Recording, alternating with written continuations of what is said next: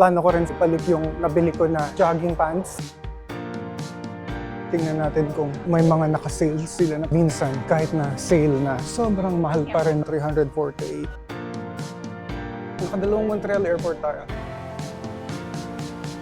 Holy hell, Synfit protein. 20 grams of protein per 1 bag. Oh my God, hindi ko sure kung may laman pa tong. Oh, $2, $1.30 na lang natitira.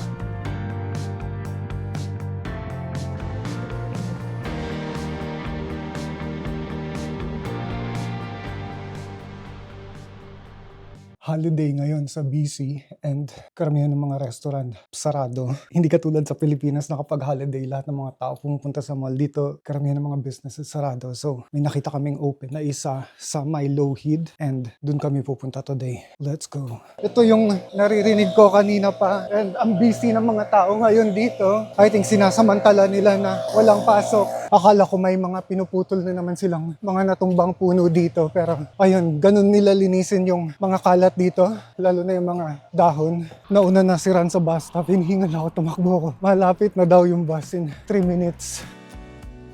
So wala pa rin daw yung bus and 3:42 na. Pag holiday, dumadating yung bus pag holiday, 3:46 p.m. So abot tayo dun sa all-day breakfast.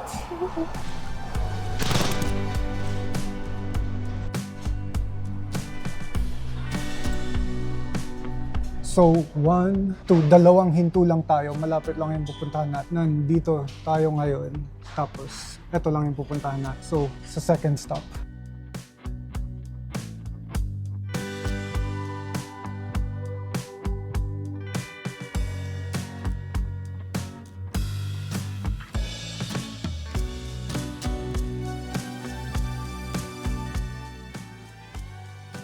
Dito sa Lougheed, sobrang daming mga Korean na stores at saka na restaurants. Ayan. Ayun dun. May masarap doon yung Inshadong na try na namin pero ang lalaki ng serving. Sana open yung nakita namin na French dessert shop dito na Korean owned. Kasi kadalasan pag ganitong holidays, hindi sila open tapos hindi ina-update yung Google profile nila. Dun sa Google Maps nakalagay na open sila pero pagdating doon hindi naman pala. Open sila! Yay! So medyo tago yung lugar niya. Ayan, nasa ilalim siya ng dalawang flyover o yung isa bridge. Pero ito na siya. Let's go!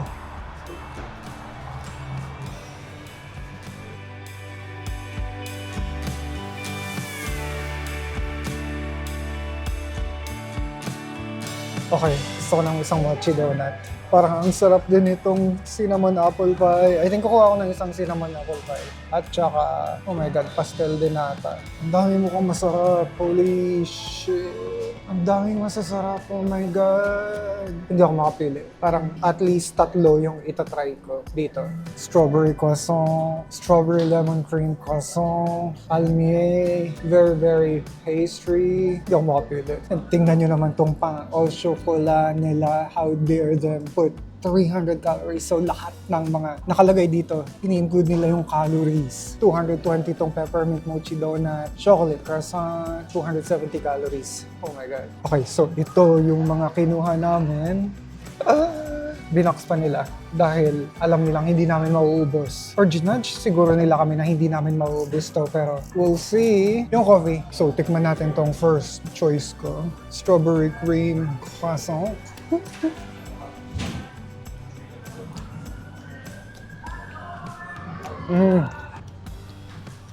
Ang fresh ng strawberry. Medyo maasim siya konti pero tolerable.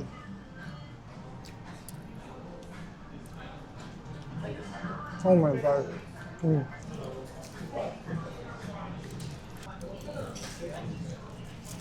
Okay, gusto ko ng kagatan tong second or third choice ko yung cinnamon apple. Cinnamon apple crumble.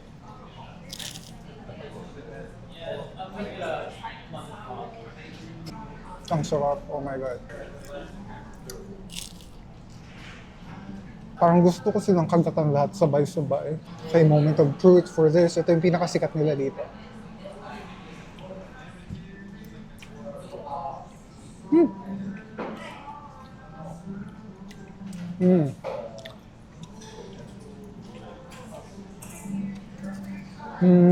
Parang hindi na siya masyadong mochi.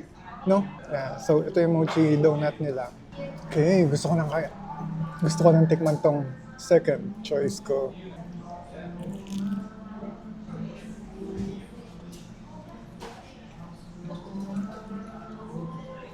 It's so good.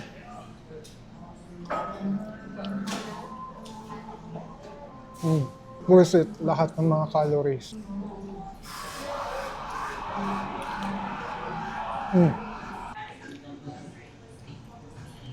So hindi ako yung pumili nito, pero I think ito yung pinakamasarap. Coffee, donut, caramel, perfect. Inamin ko nung umpisa, nagdududa na ako kung mauubos ba talaga namin, pero naubos namin.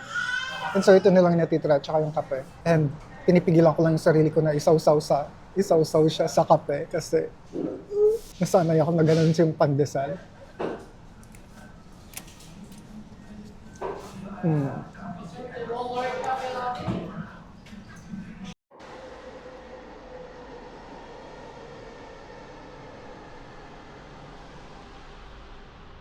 Oh my God, ang dami kong nakain na sweets. I think nag-overload ako sa sugar for, yung quota ko ng sugar for the whole week na doble ko just today. Pero okay lang, hindi rin naman ako ma-sugar na tao. Dadaan muna kami ng Walmart bago umuwi. May bibilin lang akong supplement. Parang wala man lang sign. Nandito na kami ngayon sa loob, hindi namin alam kung anong mall to, pero oh my God, so hindi namin ina-expect na may mall pa dito. Sobrang lagi kaming lagi itong dinadaanan ng SkyTrain, pero parang wala man lang sign. Nandito na kami ngayon sa loob, hindi namin alam kung anong mall to, pero kita nyo naman, ang laki niya. Nasa parang basement lang siya ng skyscraper dito sa Lougheed. Coffee Beans. Wala sa plano namin na tumingin ngayon ng coffee beans, pero ito yung mga bagong dating ng Starbucks, mga seasonal coffee beans nila, Christmas theme or holiday theme. Oh my God. So, may ganito ako last year. Dito ko rin sa Walmart nabili, pero iniwan ko na sa terrace. Hindi ko alam kung nagmura ba siya o nagmahal kasi $19.97 siya ngayon. Almost $20 plus taxes pa. Kulay green yung last year. Hindi ko alam kung gusto ko kulay green din ba this year. And ito yung ginagamit kong collagen. And ang mura niya lang, $19.97. $30 to usually. And gusto ko to kasi meron siyang elastin. And kailangan balance yung collagen, elastin, at saka hyaluronic. Since sale siya, okay lang ba dalawa kunin natin? Okay, dalawa yung kukunin natin.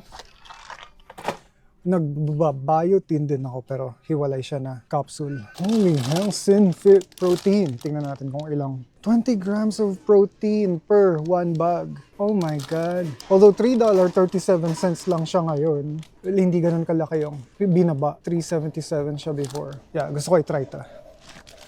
Let's try this. Huh? Yun lang yan. Pero ang cute. And ito yung Canadian Grinch. Naka-plaid siya. So maganda to. Ayan. Hindi ko sure kung kita yung stink stank. Ayan. Lumalabas siya sa fan. Baka malubat pero ang cute. Tingnan natin to. Okay. So magpe-play lang siya ng, hindi ko alam kung gaano siya katagal magpe-play after bitawan or kailangan bang pindutin ulit? Okay, kailangan pindutin ulit. Oh my God, magkano to? $34.99. Paano siya mag-on? Oh wait, naka-on na siya. Okay, naka-on na pala siya. Sana hindi natin enough. Hindi ko sure kung kita sa camera yung parang may mga snow na lumilipad. Pero glitter lang. Actually, nabili ko na lahat na. Nasa basket ko na lahat ng mga nasa listahan ko. Nagtitingin-tingin na lang ako dito ng nag-window shopping na lang ako ng mga Christmas decorations nila.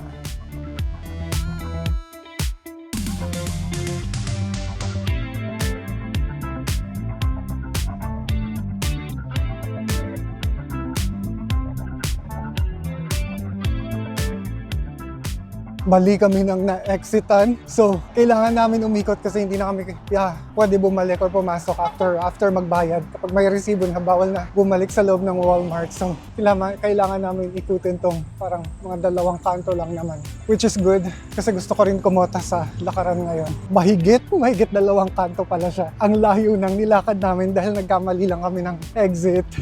Hindi ko sure kung sira ba yung ilaw doon pero para siyang party light. Ay. Okay, may nakita kaming McDonald's and nag-iipon kami ng stickers para dun sa Monopoly. Minsan naman nalo kami ng trip to Montreal. So, daan muna tayo ng McDonald's. Okay, change of plan. Ang weird na wala silang Monopoly stickers. Mga choices nila hindi nagbibigay ng mga stickers. So, yun, wag na lang muna. Sa ibang McDo na lang muna. And believe it or not, 7:13 pa lang ng gabi. Pero parang feeling ko, ang haba-haba na ng maghapon. Pero naka 8,220 steps na tayo. And wala pa tayo sa bahay. So, after nitong SkyTrain, I think siguro makakakulang-kulang 1,000 steps pa ako. Which is not really bad, considering na hindi pa ako naglalakad hindi pa ako nag-forest walk for today. Naririnig namin yung tren, nandyan na siya. Habulin natin. Okay, ang bilis natin tumakbo. Oh! Nasa kabilang side siya. So, hindi yung tren natin. Sayang lang yung takbo.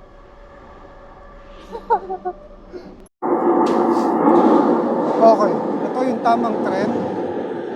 Ito yung tren natin. Pero oh my God, bakit naman punuan? Kasi holiday. Okay.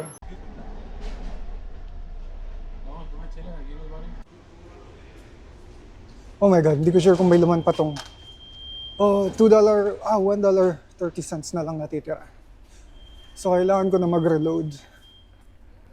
Na-realize ko na hindi pala ako naka-unlimited, pero hindi rin kasi ako pumupunta ng downtown everyday. So parang, I think $40 lang yung na-load dun sa card ko. More than a month ago, and ngayon lang siya naubos. So parang, yeah, mas okay sa akin yung hindi mag-unlimited. Mas sulit siya. Hello. Hello, you wanna say hi to them? Hello. Oh. Mm. Yes. Hungry? You hungry? Oh, no. You wanna kiss them? Okay. Okay, I think nalagyan ng balahibo ng pusa yung lens ko, pero ito lang yung pinunta ko dun sa Walmart. Pero napabili rin ako nito. Green yung nabili ko last year. Pero ngayon gusto ko white. And then notebook. Sale lang to. Parang $1 lang yata to. And then, ito. Tsaka ito, ang cozy niya kasi. Tapos, sobrang ang mura niya lang. $25 lang siya. So, hindi na masama. And perfect siya for the weather. So, I'm going upstairs. What about you? You're staying here? Okay, bye. I'll turn off the lights. Let's go. All right, let's go. Upstairs. Cloudy day, the whole day na naman today. Actually, dun sa forecast, parang the whole month, rainy or cloudy day. Which is ganun talaga kapag fall dito. Good morning, Mr. Rhino. What do you want? Do you want some treats? Okay, I'll give you one treat. This is the one that you like. Is this the one that you like? Here. Oh, there's your treat. I give you one. There's your treat. Wala akong nakitang combination ng sugar at saka erythritol. So, erythritol lang lahat to.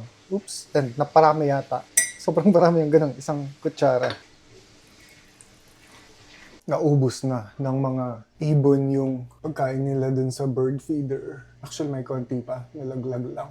Well, excuse me. Excuse me, I wanna go out. I'm the only one going out. Umabot ng konti. And, oh my God, may bunga pa tong raspberry. I don't know kung magiging masarap pa siya dahil fall na. Excuse me. Excuse me, I'm coming in. I'm coming in, and no, you can't go out. No, no.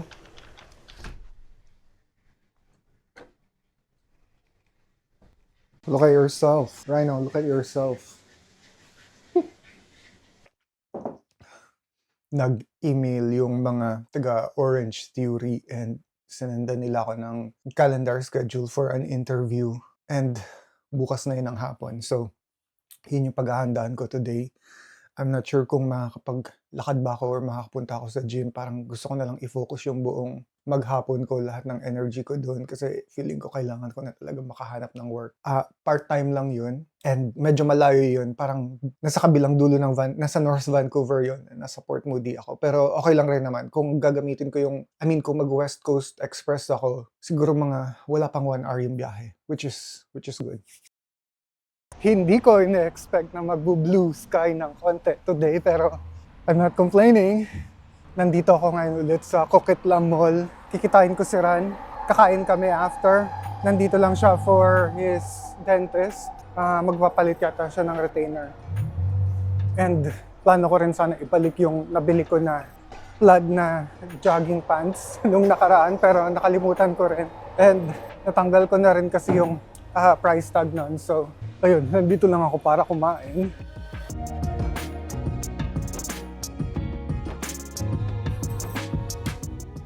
Wait lang, nakalimutan ko kung saan banda yung dentist niya. I think kailangan natin. Oh, andito na pala siya.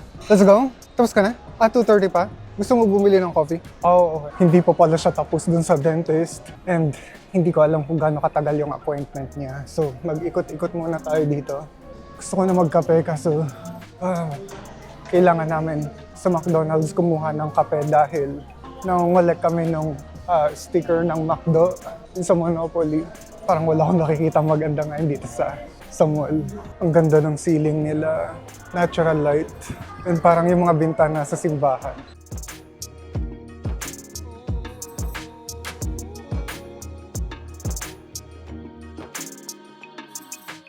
Actually, pumasok tayo dito sa Lululemon. Tingnan natin kung may mga nakasale sila na panlalaki. Puro mga pambabae lang kasi karamihan ng nakikita ko dito. And minsan, kahit na sale na, sobrang mahal pa rin ng mga product nila. Tingnan natin to. Okay, wala siyang price. Okay. Ito actually, mura na to. 348 sa kanila. Pero, hindi ko naman kailangan yan today. Ito, nakakuha ko ng maraming sale nito. I think, $20 lang na short nila. May 3 siguro kami sa bahay. At saka ito. Magkano to ngayon? Hindi siya sale. $78, hindi sale. Para sa isang t-shirt. So mga kulang-kulang $78. Siguro mahigit 2,500 siya. 2,500 pesos. Okay. Tingnan din natin tong mga presyo ng Arc'teryx. Hello. Good, how are you? Oh my God. This is... Ang ganda nito. Pero $240.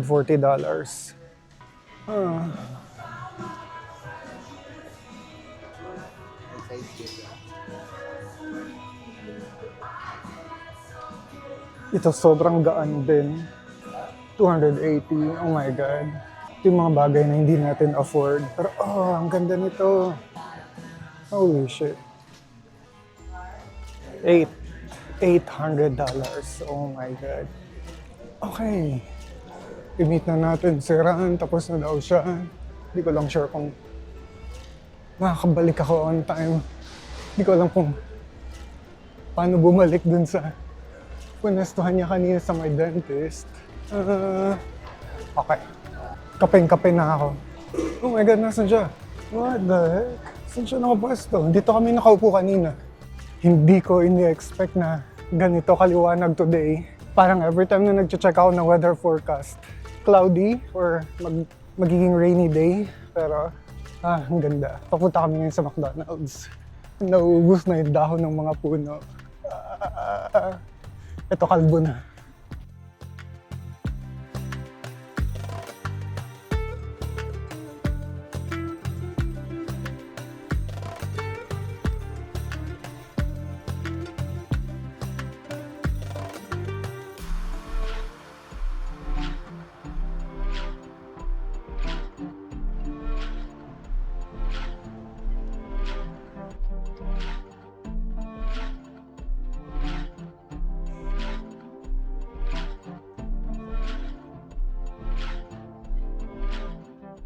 Okay, let's go. Wait. Oh. What's yours? Burger. Gusto ko mag-burger. Gusto mo to? Gusto mo rin ba mag-burger? Gusto ko yung may sticker lang. Ay, may sticker lang. Walang mga sticker tong McValue. May sticker pag may mukha ni Monopoly. Ah, talaga? Ito yung kinokollect namin. Actually, nakarami na kami ng sticker. Parang may isang portion doon na isang sticker na lang yung kailangan namin. Tapos mananalo na kami. Thank you. And 2172. Hi there. Can you take order, please? Okay, let's go. Kasi hindi nakakita ng window seat si Ran. So, dito tayo sa madilim. Kaya naiwan daw ni Ran yung Monopoly board niya, o Monopoly paper niya sa bahay. Pero buksan natin isa-isa tong mga stickers. Ito yung sticker galing dun sa burger. Sana hindi ko masira. So, yung first sticker, Montreal Airport at saka Wapas National Park. For unboxing this the McDonald's stickers. We're doing See- Monopoly See if we unboxing. win. See if we get lucky. Are you filming it? Yeah. Yeah, that's good. Hope we win. You all the time. Do Okay. you play Monopoly? Do you collect the stickers? Oh. Oh my God. Ito, nahiwala ito. Okay. Nakadalawang Montreal Airport tayo. Asan na isa? We can put it in the app. Signal Hill. Okay. So, ang dami namin na-collect na stickers. Naka-tatlong Montreal Airport kami. Kasi yung kabilang table, binigay din nila sa amin yung stickers nila. Pero hindi nga dami dala yung Monopoly na paper na table. So, I guess we'll find out kung mananalo kami or not. Pero, okay. Sobrang uhaw na ako. Kailangan ko nang uminom itong McDonald's Coke. At saka itong in-order ko na burger. Kagatan na natin. So good. So ito yung haul na nakuha namin for today. Kapag red at saka yellow na, ibig sabihin na-collect na natin yun. No? So marami pa kaming kulang. Pero hanggang end of, kailan ba to? End of November? Yeah, I think end of November naman tong game. So, October 29 pa lang. Ngayon, may chance pa kami na manalo. Sana. Ang ganda tingnan ng Heritage Mountain. And itong grid line na yan, diretso yan dun sa pinakamataas na part ng bundok. And pwede rin yan i-trek. Na-trek ko na yan once, pero hanggang dun lang sa Grizzly Lookout Bench. And parang start pa lang yun ng pinaka-trail. Pero one of these days, lalakarin ko yun pa akyat or papunta dun sa lake. And nabusog ako dun sa kinain namin sa McDo. So yung kinain ko na, yung kinagatan ko kanina na burger, hindi pala akin yun, kay Ran pala yun.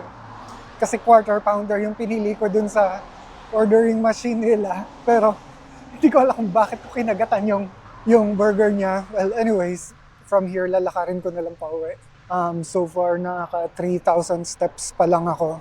And once na makarating sa bahay, approximately, siguro mga 10,000, more or less 10,000 steps yung aabutin ko.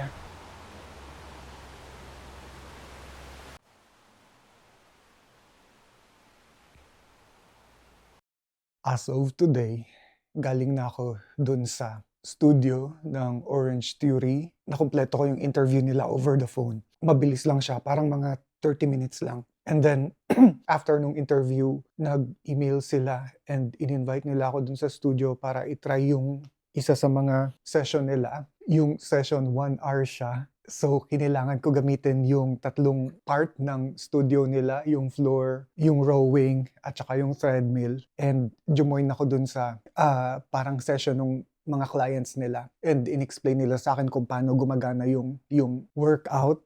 Kinabitan din nila ako ng armband na magka-count ng heart rate ko. And then, re-reviewin nila yung yung heart rate, lahat ng detail na makukuha nila dun sa armband habang nag-workout. 1 hour yun tuloy-tuloy. Hindi ako masyadong sanay sa ganong klaseng workout. Parang pag ako nag-gym ako, normally meron akong sarili kong pacing which is mabagal. Yun, kasi walang pahinga. Parang row, tapos lift, tapos balik sa row, tapos treadmill, tuloy-tuloy 1 hour. Na-enjoy ko naman siya.